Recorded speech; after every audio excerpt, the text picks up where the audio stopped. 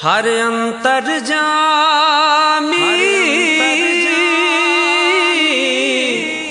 वाहिगुरु जी का खालसा वाहिगुरु जी की फतेह। ਅੰਮ੍ਰਿਤ ਸਾਂਝੀ ਗੁਰਬਾਣੀ ਪੋਪਲੀ ਲਾਈਵ 1313 ਇਹ ਕੀਰਤਨ ਚੈਨਲ ਅੱਜ ਤੋਂ ਨਹੀਂ ਸਾਲਾਂ ਤੋਂ ਲਗਾਤਾਰ ਸਾਰੇ ਹਿੰਦੁਸਤਾਨ ਹੀ ਨਹੀਂ ਵਿਦੇਸ਼ਾਂ ਤੱਕ YouTube ਦੀ ਮਦਦ ਨਾਲ ਅੱਜ ਸਾਰੇ ਸੰਸਾਰ ਦੇ ਕੀਰਤਨ ਪ੍ਰੇਮੀਆਂ ਨੂੰ ਗੁਰੂ ਨਾਨਕ ਨਾਮ ਲੇਵਾ ਸੰਗਤਾਂ ਨੂੰ 1645 ਤੋਂ ਉੱਪਰ ਰਿਕਾਰਡਿੰਗ ਕਰਕੇ 3.25 ਲੱਖ ਤੋਂ ਜ਼ਿਆਦਾ ਸੰਗਤਾਂ ਕੀਰਤਨ ਰਾਹੀਂ ਪੋਪਲੀ ਚੈਨਲ ਲਾਈਵ 1313 ਵੇਖ ਰਹੀਆਂ ਹਨ। ਸਭ ਦਾ ਬਹੁਤ ਬਹੁਤ ਸ਼ੁਕਰਾਨਾ।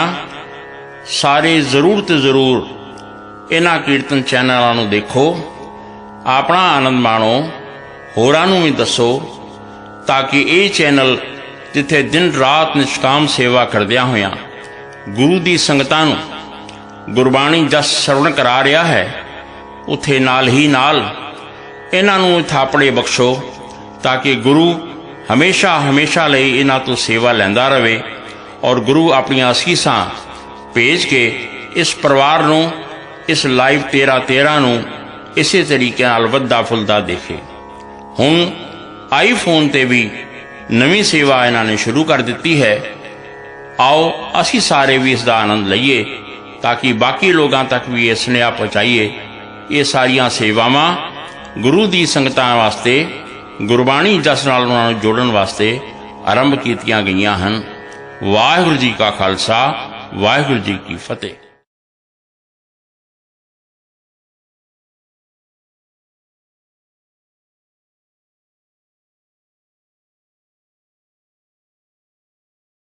गुरु सतनाम वाहेगुरु सतनाम सतनाम वाहेगुरु सतनाम वाहेगुरु सतनाम वाहेगुरु सतनाम वाहेगुरु सतनाम वाहेगुरु सतनाम वाहेगुरु सतनाम वाहेगुरु सतनाम वाहेगुरु सतनाम वाहेगुरु सतनाम।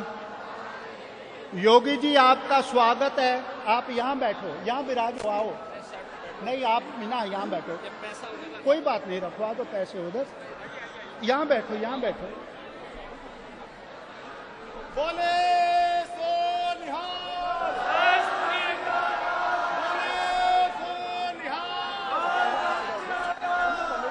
योगी जी मुझे आप पर एक फख्र है। गुरु नानक देव जी महाराज सुमेर पर्वत कैलाश के ऊपर गए पर गुरु नानक देव जी महाराज योगियों को एक बात कही थी, सिद्ध छप बैठे पर्वती कौन जगत को पार उतारा। तुम अगर पर्वतों में छुपकर बैठोगे तो संसार का उद्धार कौन करेगा। अगर आज गुरु नानक आपको देख साध संगत जी दे चरणों बेनती है कि वो चुप और मर्यादा दा जो आप यहाँ देखे थे अपनी अपनी जगह पे बैठन दी जो आपने एक वो काम किया जो गुरु नानक देव जी महाराज चाहते थे, संसार में आए, लोगों का उद्धार करें, लोगों के ऊपर अच्छाई करें।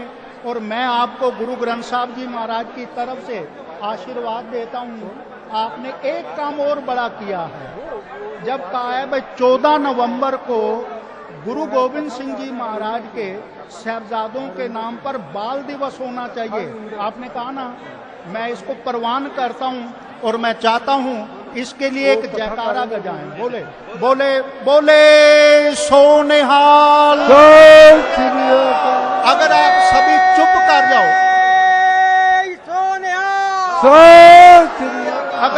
अगर आप चुप कर जाओ, मैं आपको ये कहूं, योगी जी को मैं हृदय से एप्रिशिएट करता हूं जब इन्होंने कहा भाई बाल दिवस गुरु गोविंद सिंह जी के साहबजादों के नाम पर हो।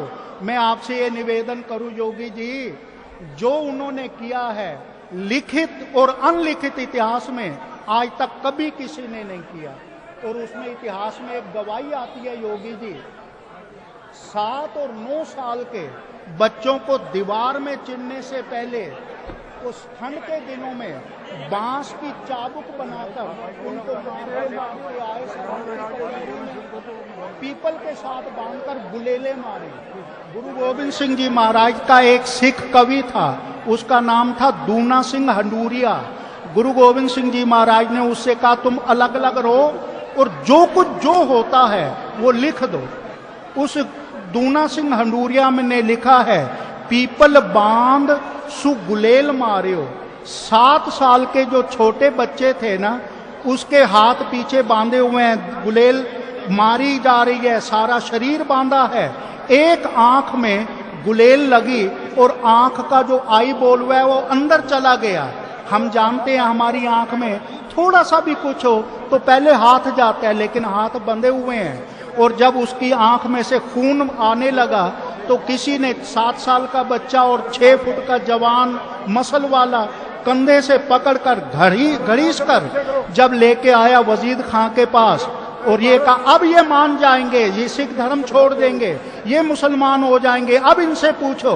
जब उनसे पूछा तुम बनोगे, सिख धर्म छोड़ोगे, तो एक आंख पर जिसमें से खून आ रहा था, आई बॉल अंदर धंसा हुआ था, उस छोटे बच्चे ने, बाबा साहब फतेह सिंह जी ने आंख पर हाथ रखकर, मुंह से बोल नहीं सके, सिर हिलाकर कहा नहीं, मैं सिख धर्म में रहूंगा। मैं आपको एप्रिशिएट करता हूं जो आपने एक बात कही और इसको क्रियान्वित करें और आप हिम्मत करें। जो 14 नवंबर को जो गुरु गोविंद सिंह जी महाराज के साहबजादे हैं उनके नाम पर बाल दिवस कम से कम यूपी में तो आप घोषित कर दें। और मैं चाहता हूं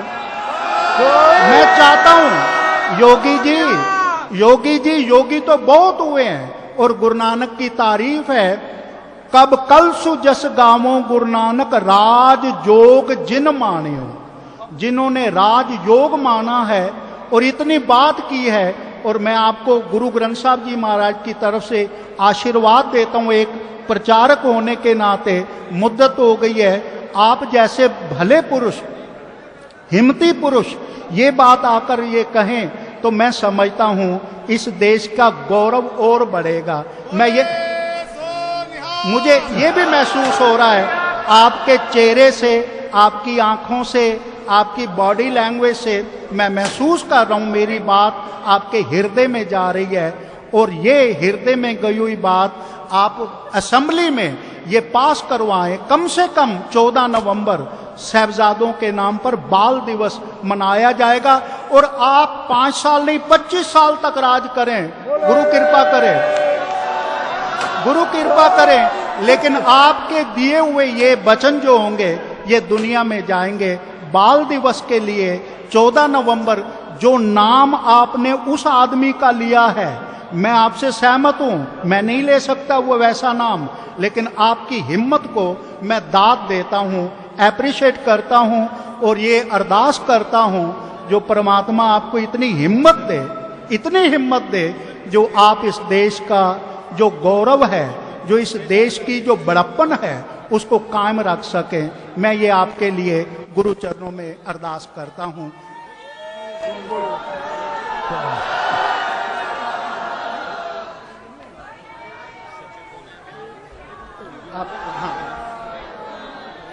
वाहिगुरु जी का खालसा, वाहिगुरु जी की फतेह।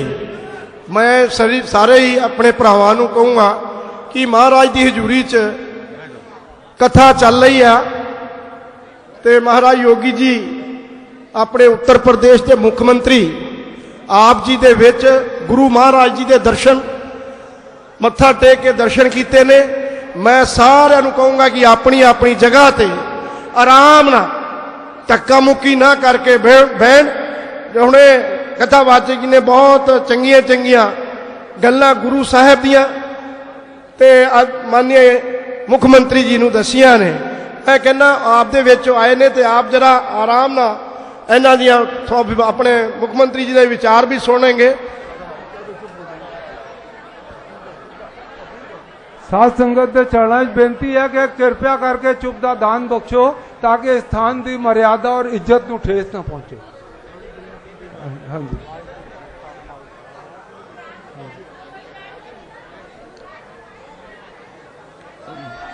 गुरुद्वारा प्रबंध समिति के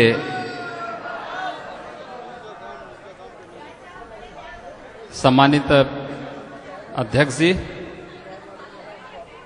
अन्य पदाधिकारीगण,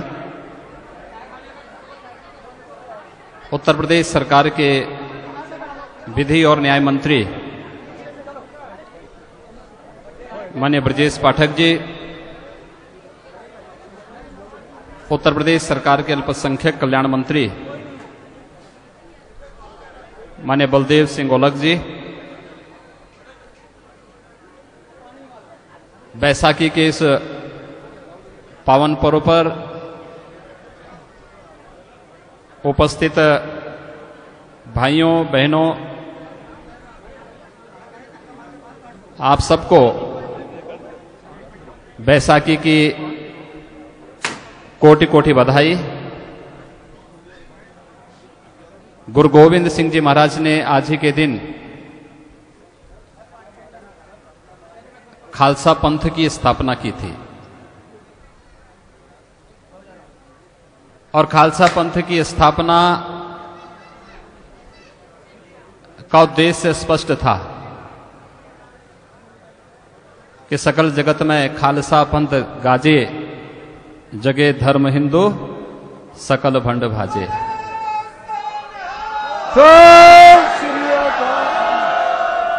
गुरु गोविंद सिंह जी महाराज एक अवतारी महापुरुष थे।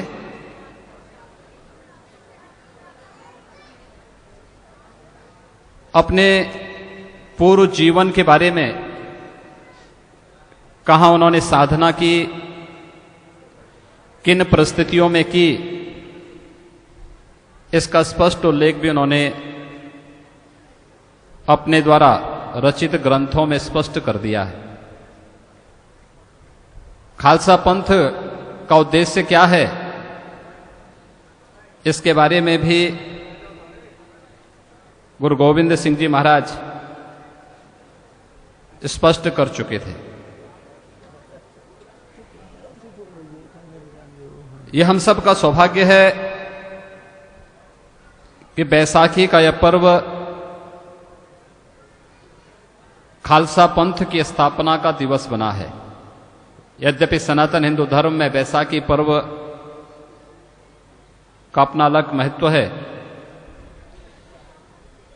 और उसके साथ गुरु गोविंद सिंह जी महाराज का खालसा पंथ की स्थापना के पीछे के उद्देश्यों को जोड़ना, देश और धर्म की रक्षा करने के लिए सिख पंथ की स्थापना करना, यह हम सब के लिए आज भी उतना ही प्रासंगिक है जितना गुरु गोविंद सिंह जी महाराज ने उन विपरीत परिस्थितियों में किया था जब विदेशी आक्रांता इस देश की धर्म और संस्कृति को रौंदने के लिए यहां पर यातनाएं देते थे, अत्याचार करते थे, धर्मस्थलों को तोड़ते थे, माताएं बहनों की इज्जत सुरक्षित नहीं थी और गुरु गोविंद सिंह जी महाराज के 4 पुत्रों के साथ क्या कुछ नहीं बीता, इतिहास इस बात का आज भी गवाह है। अपने पुत्रों को देश और धर्म के लिए समर्पित करने के साथ साथ जब उनसे इस बारे में लोगों ने उस समय भी उनके पास इस बात की दुहाई दी कि आपके 4 पुत्र शहीद हुए हैं, तो उनके मुंह पर, चेहरे पर कहीं कोई सिकन नहीं थी। उन्होंने एक ही बात कही कि 4 में तो क्या हुआ, जीवित कई हजार।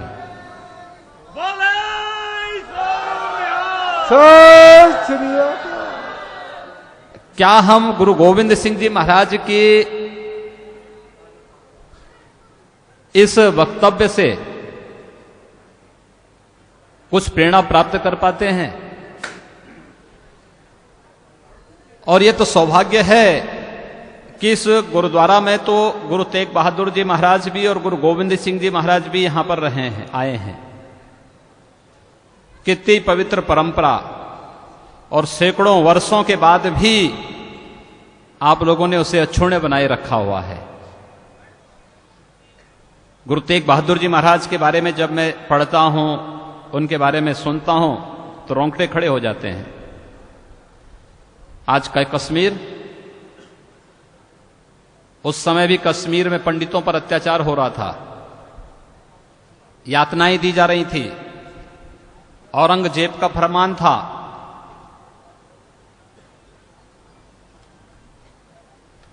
कश्मीरी पंडितों का एक दल आता है और गुरु तेग बहादुर के पास इस बात को लेकर के कि हमारी रक्षा करो, कोई उपाय बताओ हमारी रक्षा का।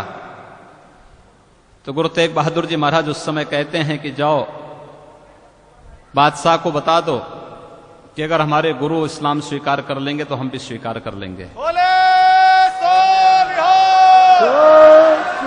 शीशगंज गुरुद्वारा इसका गवाह है। गुरु नानक देव जी से चली ये परंपरा भक्ति से शक्ति का पुंज बनकर के उभरी है गुरु गोविंद सिंह जी महाराज में। और सज्जनों, भक्ति और शक्ति का अद्भुत संगम सिख पंथ की इस परंपरा को और भी आगे बढ़ाने की आवश्यकता है। वे आत्माएं बड़ी पवित्र थीं जिन्होंने देश और धर्म के लिए अपने आप को समर्पित किया।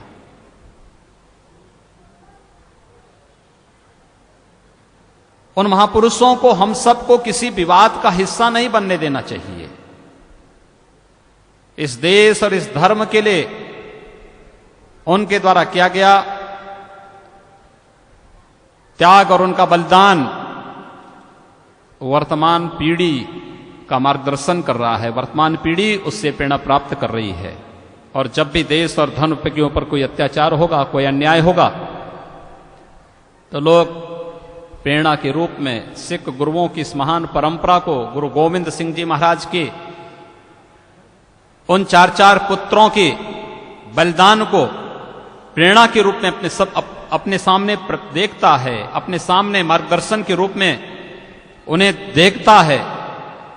स्वाभाविक रूप से उस महान परंपरा के प्रति हम सबको कृतज्ञता ज्ञापित करनी चाहिए, उससे प्रेरणा प्राप्त करनी चाहिए। उन्हें विवाद का विषय बनाने की बजाय हम उन्हें अपने जीवन में आत्मसात कैसे करें और उनसे प्रेरणा प्राप्त करके आने वाली पीढ़ी को देश और धर्म की रक्षा करने के लिए कैसे प्रेरित करें, इस प्रकार के उपाय किए जाने चाहिए। और इसीलिए देश, आपने देखा होगा गुरु गोविंद सिंह जी महाराज के प्रकाशोत्सव कार्यक्रम के अवसर पर देश के माननीय प्रधानमंत्री भी पटना साहिब गए थे। जब मैं पटना गया एक बार, लोगों ने मुझसे पूछा कि पटना में आप कहां जाना चाहेंगे। मैंने कहा सबसे पहला मैं जाना चाहूंगा पटना साहिब। लोगों ने कहा पटना साहिब ही क्यों? मैंने कहा पटना साहिब इसलिए क्योंकि गुरु गोविंद सिंह जी महाराज ने यहीं पर जन्म लेकर के यहां की परंपरा को इस देश की धर्म और संस्कृति को एक नई दिशा दी थी। और आज भी आप देखें कि विपरीत परिस्थितियों के बावजूद किस प्रकार से सिख परंपरा ने उसे अक्षुण्य बनाए रखा हुआ है। हम सब इस परंपरा को और मजबूती प्रदान करने में अपना योगदान दे सकें। आज का यह पर्व हम सबको यही प्रेरणा प्रदान कर रहा है। और मैं आप सबसे इस बात का आग्रह करूंगा कि गुरु गोविंद सिंह जी महाराज ने जिन पंच प्यारों को आज के दिन पर खालसा पंथ की स्थापना के माध्यम से आगे बढ़ाया था, वह आज भी प्रासंगिक समाज में बना हुआ है। एक ऐसा समाज जिसमें जातिवाद के लिए, जिसमें छुआछूत और ऊंच नीच के लिए कोई स्थान न हो, क्या हम बना पाएंगे? ये केवल सिख पंथ के लिए ही नहीं, पूरे समाज के लिए आज भी प्रासंगिक है। वे पंच प्यारे कौन थे? हिंदू धर्म के उन जातियों से थे जिन्हें हम अछूत मानते हैं। इसलिए कहीं भी छुआछूत और अस्पृश्यता का कोई स्थान सिख पंथ के अलावा साथ साथ भारत के अंदर किसी भी मत पंथ और संप्रदाय के अंदर न हो, यह हम सबको आज के दिन पर इस बात का शपथ लेना चाहिए, इस बात की प्रतिज्ञा लेनी चाहिए कि हमारे समाज में छुआछूत और ऊंच नीच के लिए कोई स्थान न हो। खालसा पंथ, क्योंकि जब समाज समरस होगा, जब समाज एकजुट होगा, तो अपनी समस्या का समाधान भी निकाल लेगा। और खालसा पंथ की स्थापना का दिवस या बैसाखी का पर्व हम सबको इस बात की प्रेरणा प्रदान कर रहा है। आज के इस अवसर पर एक बार पुनः आप सबको मैं बैसाखी और खालसा पंथ की स्थापना दिवस पर कोटि कोटि बधाई देता हूं, अपनी शुभकामनाएं देता हूं और आप सबको इस बात के लिए आश्वस्त करता हूं कि सिख गुरुओं की इस परंपरा के प्रति पूरा देश हमेशा कृतज्ञता ज्ञापित करता है, परंपरा के प्रति अपनी कृतज्ञता ज्ञापित करती है। और जब भी आवश्यकता पड़ेगी, जहां भी आवश्यकता पड़ेगी, हम सब उस महान परंपरा के प्रति पूरा सम्मान का भाव व्यक्त करने के लिए आपके साथ हमेशा खड़े हैं। आप सबसे ये आग्रह है, ये अनुरोध है कि सिख गुरुओं से प्रेरणा प्राप्त करके हम एक समरस समाज, एकजुट समाज और एक सशक्त समाज की रचना करने में और उसको आगे बढ़ाते हुए एक भारत और श्रेष्ठ भारत के निर्माण के लिए माननीय प्रधानमंत्री जी के उस अभियान के साथ जुड़ने में हम सब अपना योगदान दें। मुझे लगता है कि अत्यंत आवश्यक है। आप सबको आज के इस अवसर पर कोटि कोटि बधाई और शुभकामनाएं।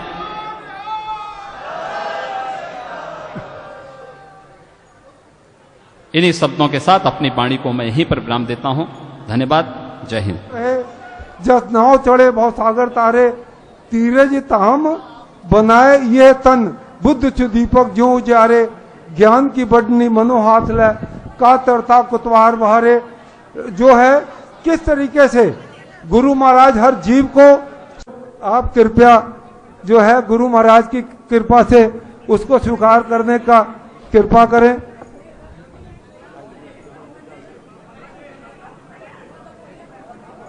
और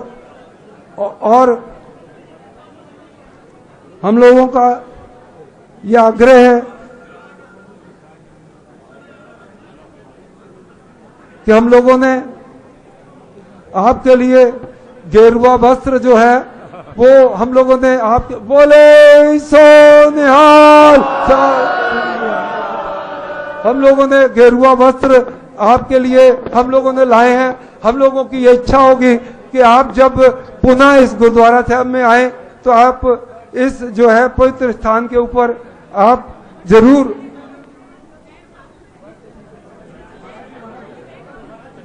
आपके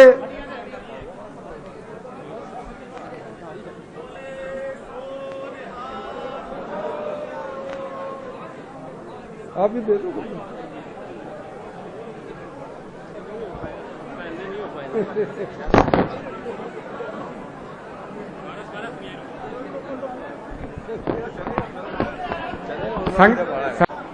कृपा करके बैठन की कृपालता करो। मैं भाई साहब भाई बलबीर सिंह जी पास बेनती करांगा।